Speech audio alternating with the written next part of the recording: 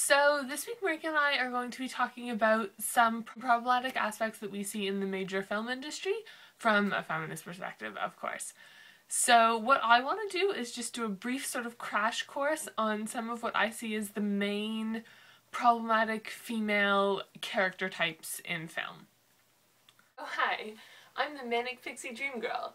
I'm fun, beautiful, quirky, free-spirited, and childlike. I waltz into the hero's dreary, depressed, and stressful life to bring some much-needed fun and excitement. I exist solely to help him and make his life better, and I don't have any needs or commitments or wants or anything of my own. I rarely have a family or friends or career that feature in the movie.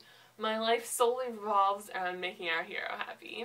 So the problem with the Manic Pixie Dream Girl is that she basically perpetuates this idea that women are primarily meant to be serving men and to be useful to men, and their own desires or needs need to be secondary to that, because the Manic Pixie Dream Girl as a character basically exists entirely for the male main character and not for herself at all.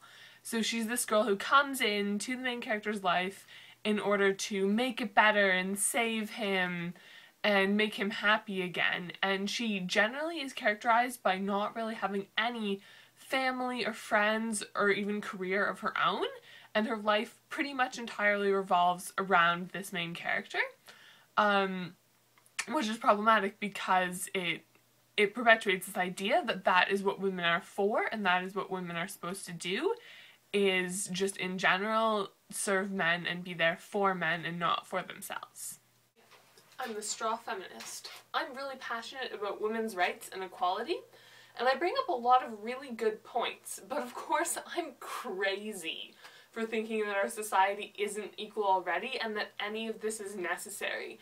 And all of my actions are too extreme, militant, sometimes violent, crazy, and obviously my real agenda is just to make women more powerful than men and to get all the girls and all the women to hate men. So the straw feminist, of course, is problematic because it creates this exaggerated and blown out of proportion and often just plain wrong view of feminism and attacks that in order to devalue feminism as a whole. Usually she actually brings up some really good points often, but they are torn down on the basis of not being necessary in this dream society that the film or TV show has created, where feminism just isn't relevant and isn't needed because we have equality already.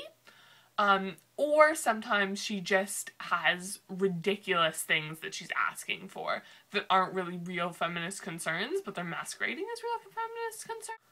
Also, they often have aspects of violence and sort of militant feminism in with the straw feminist to make her seem more dangerous, and generally this is all hinted at that her real motives aren't equality, but they're to make women better than men, which is, I think, sort of a fear that a lot of people have about feminism, and the straw feminist just serves to continue this incorrect stereotype. Hi, I'm the vixen. I'm beautiful and sexy, but of course I'm also cold and heartless because I dared not to be romantically attracted to the kind, sweet, lovable hero of the story. I'm also, of course, a slut because I dare to have romantic attraction to men other than the hero and act on that attraction.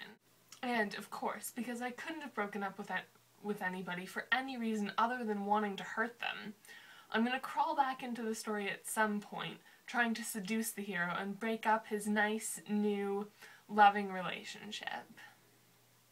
The problem with the vixen, of course, is a few things.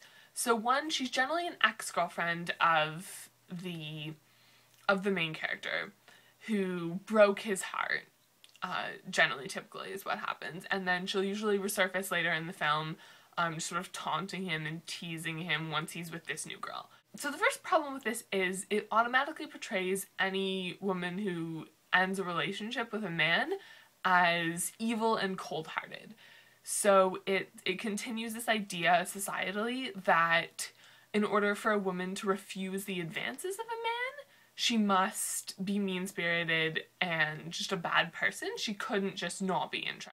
And then she also, of course, has this second layer that she must also be sexually morally lax, and she's a slut, and all of this. So it combines the slut shaming with also this idea that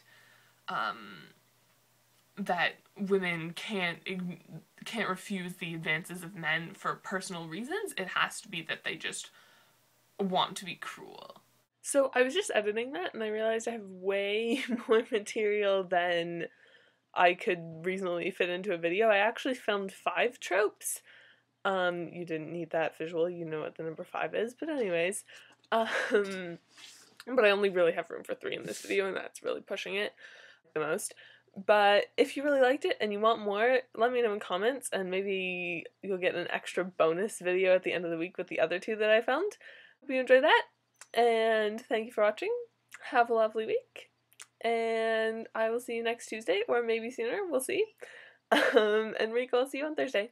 Bye. Also, I feel like it's slightly more professional to film in front of a wall of stuff than, like, the view of my bedroom. Yes, no, thoughts, feelings. Also, it's a little homage to Charlie McDonnell, so I like that. Alright.